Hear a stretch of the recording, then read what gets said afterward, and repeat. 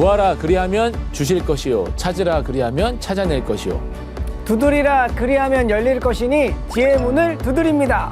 안방으로 찾아가는 명사들의 명강 초대 굿 클래스. 우후. 자, 네. 여러분 제가 하나 문제를 드릴게요.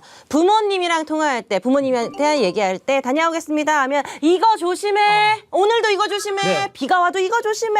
눈이 와도 이거 조심해 하시는데 이거 무엇일까요? 춥다 옷 따뜻하게 입어라 여름에도 춥대 여름에도 감기 조심해라. 감기 하지. 조심해라. 네네. 그리고요. 뭐 항상 말썽을 많이 피워서 그런지 뭐 뒤통수 조심해라. 문자 그대로 의미도 있고 또 사람들이 또 이렇게 뒤통수. 배신을 당할 수도 있고. 맞아. 그렇죠. 근데 조심할 거 둘 다 맞지만 네네. 가장 요새 많이 들었던 거. 얘들아, 운전 조심해라. 운전, 그렇죠. 차 조심해라. 차 조심. 이 얘기 무조건 하잖아요. 예. 야, 졸리면 쉬었다가 가고 과속하지 말고 항상 안전운전해라. 이런 얘기 많이 하셔가지고. 그렇죠. 우리 엄마예요, 아니에요? 맞지. 우리 엄마- 차 조심하시고. 우리 엄마인 줄 알았어. 하잖아요. 이 도로 위에서는 사실 우리가 아무리 조심한다고 해도 사소한 교통사고가 나는 순간 이게 누군가 또 많죠. 다치니까 네. 걱정되거든요. 맞아요. 이게 안전운전. 그치. 필수입니다. 사고라는 게 내가 조심한다고 해서 뭐 그런 게 아니잖아요. 그렇죠. 맞아요. 정말 이렇게 뭐 인터넷 같은 거 요새 보다 보면은 저기서 갑자기 사고가 난다고 이런 맞아, 경우도 몰라. 기상천외한 이런 영상들도 너무 많고 네. 정말 예측 불허합니다. 이게 운전이라는 게 맞아요, 어떻게 될지 몰라요. 그래서 제가 요새 운전을 안 해요. 그래서 네. 그래서 그래서 실제로 또 사고도 살짝 좀 난 적도 네. 있고 예. 하지 마세요 그냥. 현명하네요. 네. 제가 차 끌고 올 때 끌고 나오지 마세요. 지금 꼭 전화하세요. 대중교통 탈 거니까. 네네. 근데 그렇다고 운전을 아예 안 하고 살 수는 없잖아요. 저도 뭐 맨날 차 타고 다니거든요. 매일 차 타고 다니는데 그럴 수는 없고. 그러면은 저희가 교통사고가 일어났을 때 잘 대처할 수 있는 방법을 알면은 좀 걱정이 덜하지 않을까. 맞아요. 예, 맞습니다. 그렇게 생각을 합니다.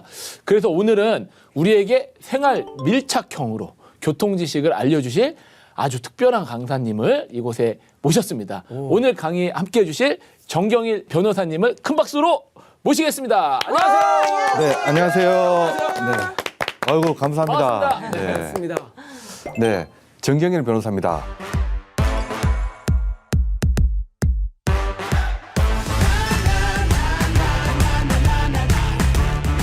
네, 보통 변호사가 어떤 일을 하느냐 잘 아실 거예요. 네. 법률적 부분에 대해서 어려운 부분, 억울한 부분 조력해주는 역할을 한다.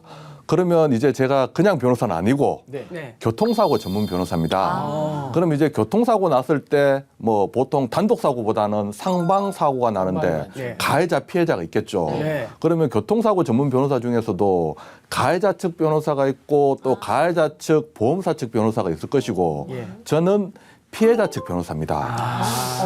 네, 우리나라 당한. 네네네. 우리나라 변호사 수가 한 3만 명 정도 되거든요. 예. 3만 명 정도 중에 교통사고 전문 변호사가 70명 정도 돼요.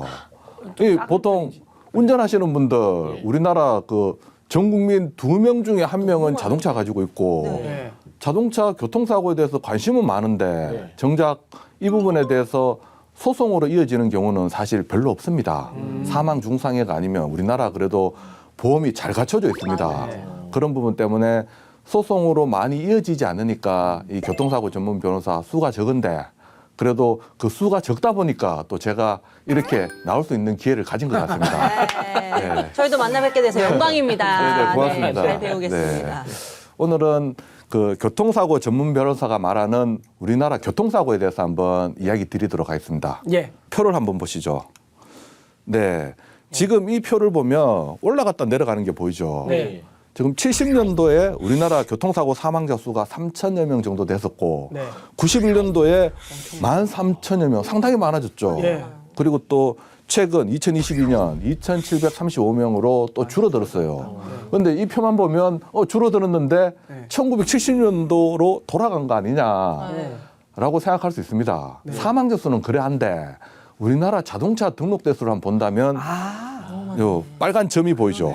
네. 이 빨간 점이 70년도에는 13만 대, 2022년도에는 2,550만 대입니다. 그러면 사망자 수는 같은데 등록 대수가 2,550분의 13이겠죠. 네. 그러면 약 한 200분의 1로 사망자 수가 많이 줄어들긴 줄어들었습니다.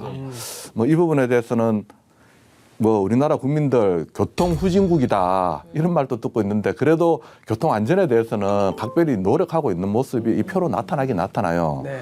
교통사고 발생했을 때의 법적 문제점 예. 사실 이 부분에 대해서는 운전 잘하시고 안전운전 하시면 이 부분에 대해서 고민하실 부분은 없을 거예요. 이 교통사고 발생했을 때는 크게 민사적인 문제, 형사적인 문제가 있습니다. 민사적인 문제는 사고 났을 때 손해배상 책임을 물을 수 있느냐 없느냐. 네. 일종의 불법행위 책임인데 다른 불법행위 책임과 달리 교통사고는 그래도 피해자를 두텁게 보호하고 있습니다. 왜냐?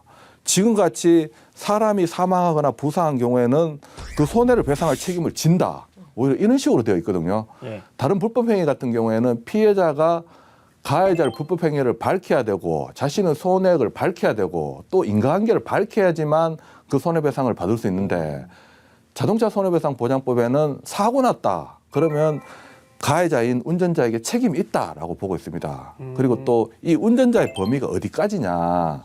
직접 운전한 사람뿐만 아니라 자동차 소유자까지도 이 운행자에 포함이 됩니다. 운행 지배와 운행 이익을 가지는데 사실 이거 당연한 거 아니냐 이렇게 많이 생각하시는 부분이 있을 수도 있을 거예요. 자동차 같은 경우에는 자동차 손해배상 보장법에 따라서 차주가 책임집니다. 네. 하지만 자전거, 비행기, 배는 빌려주더라도 운전 잘못하면 운전 잘못한 사람이 책임지는 거지 소유자가 책임지는 거 아닙니다. 네, 원래 그게 당연한 거고 자동차가 예외적으로 피해자 보호를 위해서 그렇게 되는 것이거든요. 네, 그만큼 피해자를 두텁게 보호하고 있습니다. 그리고 또 하나 더 본다면 이제 사고 났을 때 어디까지 그 차량 운전자나 소유자가 책임을 지느냐. 보통 사고 났으면 아까 이야기 드린 것처럼 피해자가 가해자의 불법행위를 입증해야 되는데 네. 지금과 같이 본다면 주의를 게을리하지 아니하였고 자동차의 결함이 없다는 것을 증명해야 됩니다.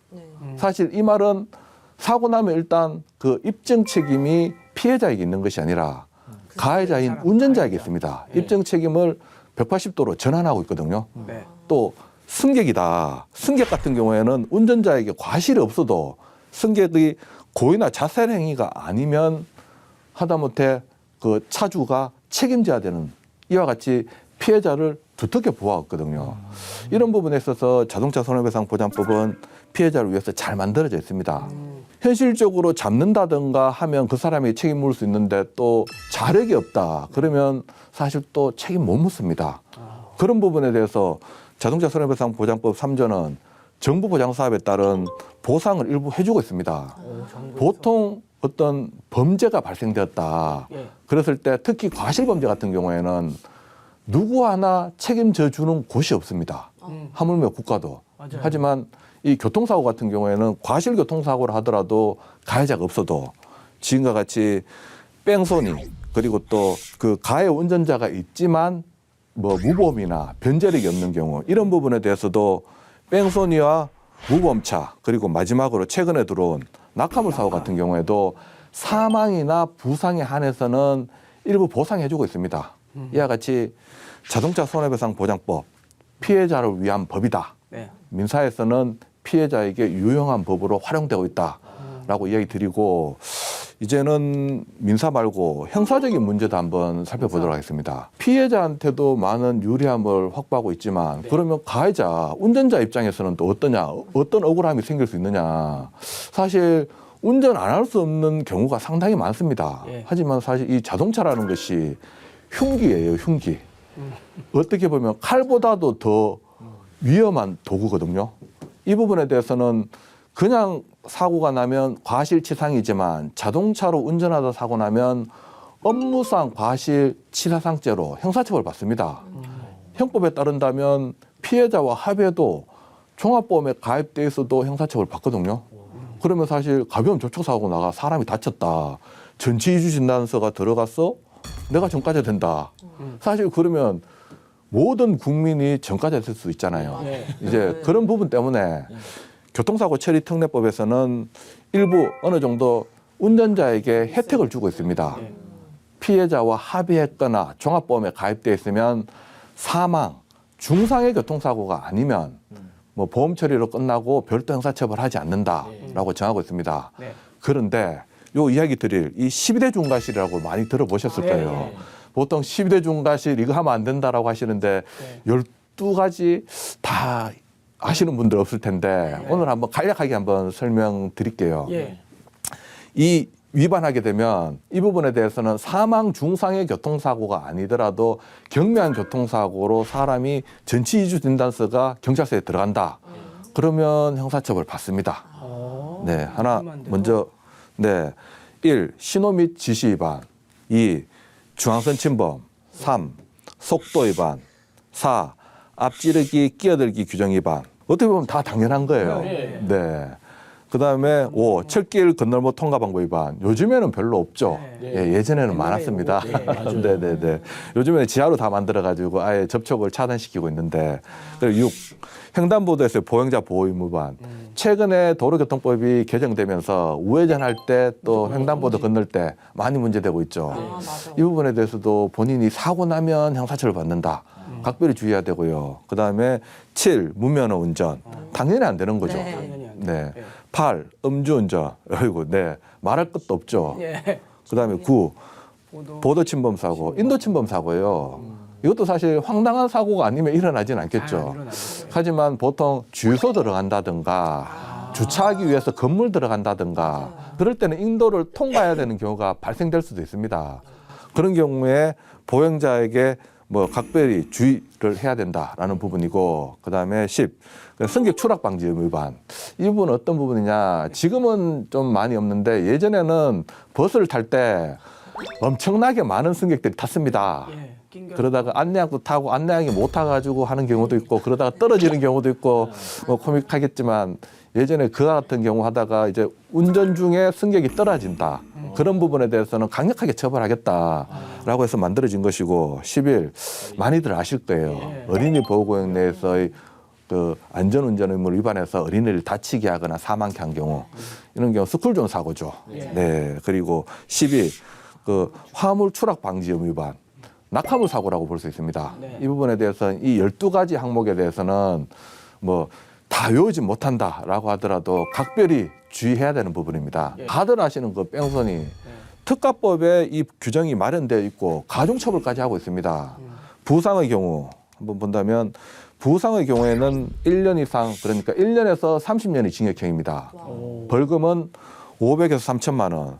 또 사망의 경우에는 지금 무기 또는 5년 이상의 징역형이거든요. 사실 살인죄의 법정형이 사형, 무기 5년 이상의 징역형입니다. 사형은 사실 97년도부터 시행이 안 됐으니까 고의에 의한 생명을 침해한 죄와 마찬가지로 무겁게 처벌하고 있습니다. 그리고 또 이제 보실 것이 위험운전 치사상 12대 중과실에 있던 부분 중에 이 부분으로도 안 된다 해서 특가법에서 가중처벌까지 하고 있는 부분입니다. 윤창호법이라고 하죠. 이 음주운전이 정상적인 운전이 곤란한 상태까지 이르렀다. 그렇게 해서 사람을 다치거나 사망케 한 경우, 다치게 했다면 1,000에서 3천만 원의 벌금형 또는 1년에서 15년의 징역형이 처해지고, 사망의 경우 무기 또는 3년 이상의 징역형이 처해집니다. 이와 같이 처벌 자체가 상당히 무겁습니다. 네, 여기 하실 분 절대 없겠지만, 네, 그래도 정보 전달 차원에서 또 경각심을 주는 차원에서 한번 설명드리겠습니다. 좀 불편하더라도 들어주시길 부탁드립니다. 네. 지금 어린이 보호구역 치사상 마찬가지로 스쿨존 사고가 12대 중과실 유형 중에 하나인데 그걸로도 피해자 피해 보기에는 많은 어려움이 있다. 그렇게 해서 운전자를 더 가중처벌하자라고 최근에 만들어졌는데, 이와 같이 어린이 보호구역 내에서의 안전의 유의를 다하지 못했다. 어떤 경우냐? 제한속도가 있다면 제한속도는 기본적으로 지켜야 됩니다. 그거 위반하면 어린이 안전의 유의를 다하지 못한 것이고, 또 속도를 지켰다 하더라도 어린이 안전의 유의를 다하지 못했다라고 하면 마찬가지로 이 규정에 따라서 형사처벌을 받습니다. 이 부분에 대해서 부상의 경우에는 1년에서 15년의 징역형 또는 500에서 3천만 원 벌금형이고, 사망의 경우에는 무기 또는 3년 이상의 징역형이 처해집니다. 이 부분에 대해서는 운전자가 실수다라는 부분이 아니다. 이 부분에 대해서는 실수다라고 할 수 없을 만큼 고의범죄와 마찬가지로 무거운 처벌을 하고 있습니다. 사실 고의냐 과실이냐에 따라서 과실 치사상, 그다음에 고의 같은 경우에는 과실이 붙지 않습니다. 아시는 것처럼 살인, 상해죄가 되는데 법정형은 엄청난 차이를 보이거든요. 그런데 이와 같은 고의범은 아니지만 과실범이고 고의에 가깝게 처벌받는 범죄, 뺑소니, 그다음에 위험운전 치사상, 어린이 보호구역 내 치사상 이 부분에 대해서는 고의범과 마찬가지 처벌받는다라는 부분에 대해서는 각별히 유의가 필요하겠습니다. 네, 지금까지 교통사고에 대한 어떤 법적인 문제에 대해서 피해자 측 입장에서 한번 이야기했고 가해자 측 입장에서 한번 이야기 드렸습니다. 그렇다 하더라도 아직까지 이와 같은 교통사고 관련해서 사고 났을 때는 피해자가 어려움을 겪습니다. 보상을 받는다 하더라도 그 보상은 본인이 밝혀낼 수 있는 것만 보상받는 것이지 보통 이 다쳐도 외상이 없는 경우도 많습니다. 정신적 스트레스 아니면 또 신경적인 질환이 발생되는데 사실 그 부분에 대해서는 의사 선생님도 모르니까 환자는 아파 죽겠는데 결국 그런 부분 때문에 많은 보상도 못 받고 억울함으로 남아있는 부분이 있습니다. 충분한 보상과 뭐 합당한 치료가 이루어진다면 그나마 사고는 안 나겠지만 이런 억울함을 좀 많이 막을 수 있을 것으로 보입니다. 가해자만 엄벌에 처한다. 사실 그렇게 한다고 문제가 해결될까?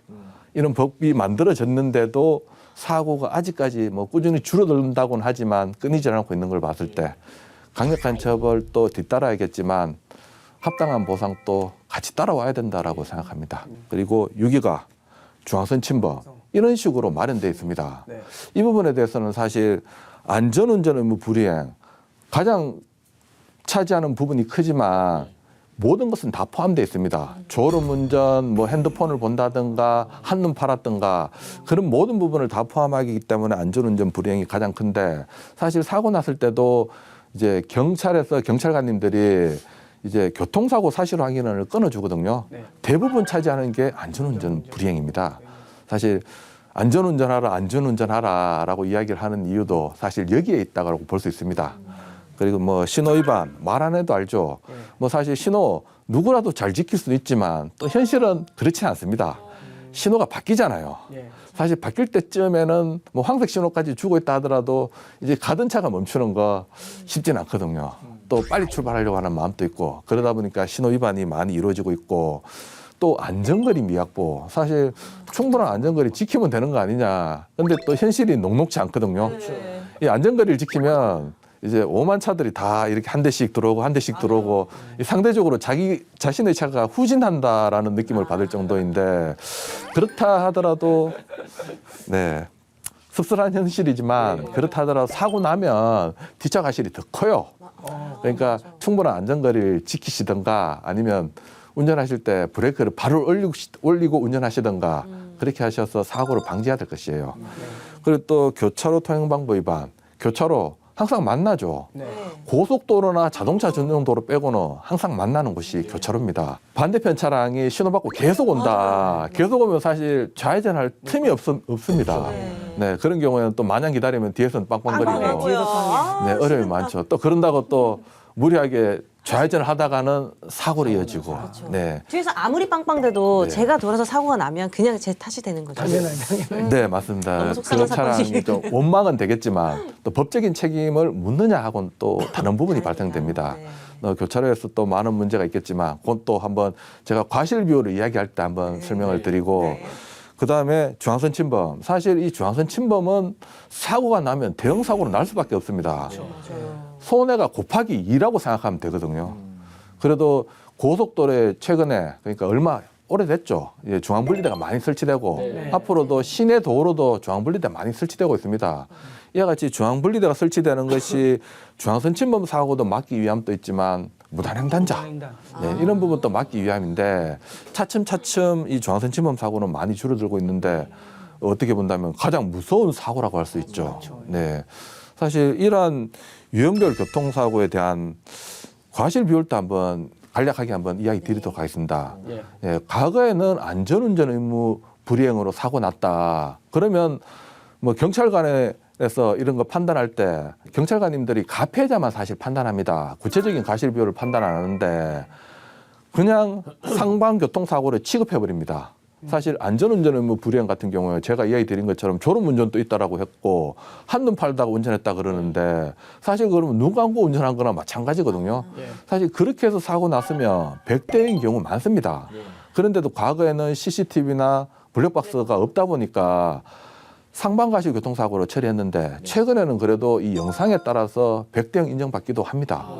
뭐 예를 들어서 차로 변경 같은 사고, 차로 변경 사고도 지금 일종의 안전운전 의무 불이행으로 볼 수 있는데 보통 변경 차량이 기본 과실이 70이고 직진 차량 과실이 30입니다. 직진 차량 또 양보 안 해줬기 때문에 30% 과실이 주어지는데 사실 그 부분에 대해서 영상이 있다. 나란히 진행하다가 갑자기 옆에서 어깨 툭 치듯이 쳤다. 그게 영상으로 확인된다라고 하면 그런 경우에는 이제는 100대 인정받습니다. 과실 비율 같은 경우에도 예전과 좀 많은 변화가 있거든요. 그리고 또 이제 신호 위반 같은 경우 또 중앙선 침범 같은 경우에 이거 당연히 100대형 아니냐라고 생각할 수 있는데 과거에는 그랬습니다. 경찰관님들이 그런 사건 같은 경우에는 100대형 처리했습니다. 그리고 또 가해자도 다투지 않았는데 하지만 최근에는 이 블랙박스 영상이라는 것 때문에 나도 신호 위반했지만 저 차량 또 신호만 보고 왔다. 이런 부분이 영상으로 나타나는 부분이 있기 때문에 신호 위반과 중앙선 침범이 100대형으로 정리가 안 되는 경우가 많아요. 이런 부분이 있는데 판례에서도 이런 식으로 이야기를 합니다. 신호 위반이나 중앙선 침범하는 차량이 있다 하더라도 본인이 속도를 줄이거나 피할 수 있음에도 그대로 진행했다면 그 부분에 대해서 주의의무 위반으로 보고 있습니다.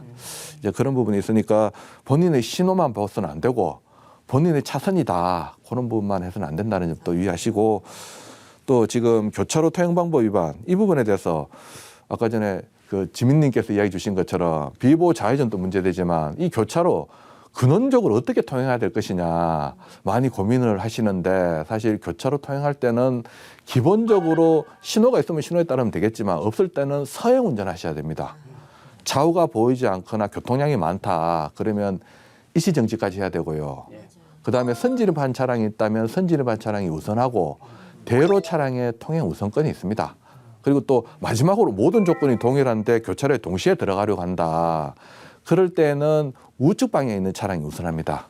요런 기본적인 교차로 통행 방법 아시면 서로 뭐 눈치 보거나 이 부분에서 다툼은 좀 막을 수 있을 것으로 보입니다.